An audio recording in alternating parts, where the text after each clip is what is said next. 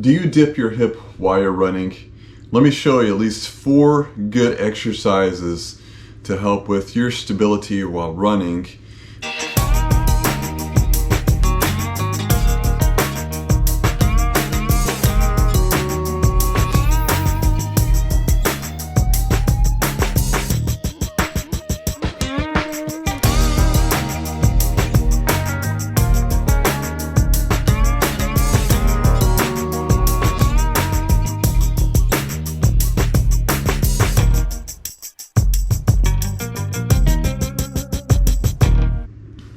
Now, dipping your hip, what happens is your hip will dip down, and what happens is that causes increased pronation and puts a little bit more torque on your hip, and it's just because of decreased stability weakness with your hip abductor muscles, which are muscles on the side of your hip.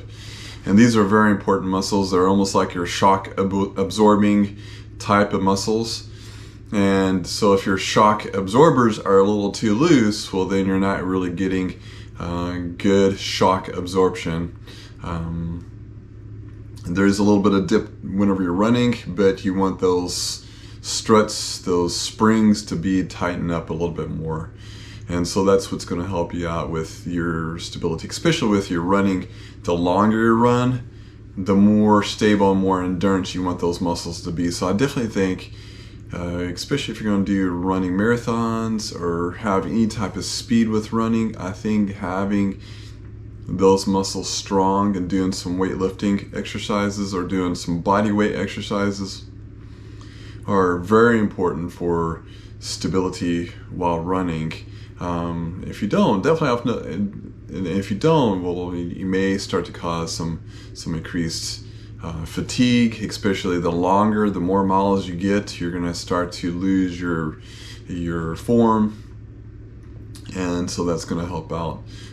It's going to decrease your stability while running, and your form's going to be less effective because you're tired. And then so the strengthening is going to help you withstand that stability as time goes on. So I'd like to share with you at least get 4 exercises to help with your running stability and help prevent the hip drop while running. First exercise, we've done this before, is you're going to lay on your side and lift your leg up. So it's going to get that gluteus minimus muscle on your side. And so you're going to hold that muscle, that position there up for about at least 3 seconds and slowly come back down.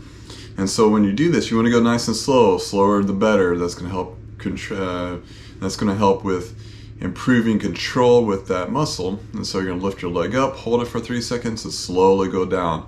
And so when you lift up, the muscle shortens, and then when you lower down, the muscle lengthens. And that lengthening part is called eccentric contraction. That's whenever you're actually getting your stability from that part of the exercise. It's very important. So don't go up and then drop your leg down. Very important to keep that leg nice and good controlled while you're doing the exercise.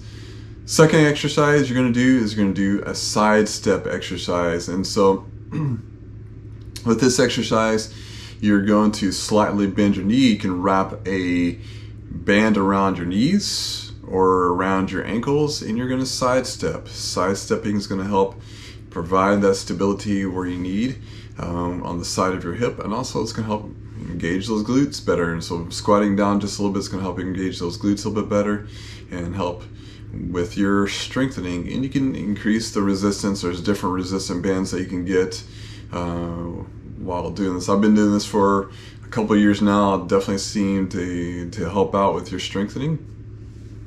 Next one you're going to do is a hip hike exercise. So you're going to stand on a step or a yoga block, and you're going to raise your hip up and dip down. So the exercise leg is going to be the leg on the block or the step, and you're going to raise up and raise down. Again, the repetitions, you can start off doing 15 repetitions, holding for 3 to 5 seconds, nice, slow, controlled. As time goes on, you can gradually increase your repetitions. Also, you can add different type of resistance with this exercise too. Maybe grabbing hand weight on the opposite hand of the leg that you're working, and then raising up, hiking that hip up is going to help out. Next exercise I'd like for you to do is something called single leg sit to stand exercise. This exercise, you're going to find a stool, and it can be very challenging, so you can hang on to a pole, or you can put your foot on a block, the opposite leg that you're not working on the block, to help with stability. And so you're going to lean forward and then stand up from that position. This kind of gets you started to doing some single leg type of exercises. Single leg exercises are very important, so you want that one leg to be stable while you're running, because that's going to be your stability leg. You're going to be on that leg by itself until you go on to the next leg. So that leg has to have enough strength in order to withstand the forces of running in your body weight there. Very important. So definitely the single leg sit to stand exercise is very important.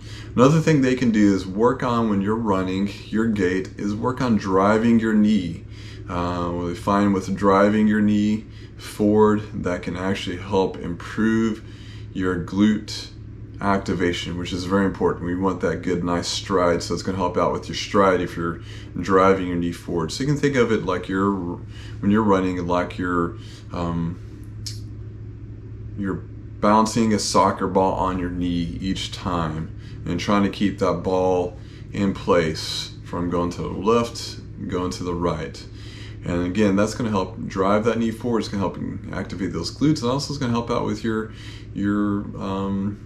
gait. It's going to help you prevent from overstriding, help prevent from a crisscross type of exercise, a crisscross type of gait, and as well as help improve your hip drop while running. And that's going to help you improve your speed and your more efficiency of running. So definitely those are some good things, good quality things that you can do to help with your running. This is some things that I actually do, I think of whenever I'm running. Now with the knee driving, you don't have to do the whole run. You know, like we talked about before in the previous videos, is that you can pick a certain time, 1 to 2 minutes during your run or half of your run, and gradually work to you're actually doing that while you're running. That helps you get it into your brain. Your brain starts to become automatic, and it becomes part of your gait, and your gait becomes more efficient with that. And so this concludes this video on hip drop while running. If you have any comments please comment below. Let me know what you think of this video, and we will probably do some more of these as well. So I hope everyone keeps safe, keep running, and we'll see you next time.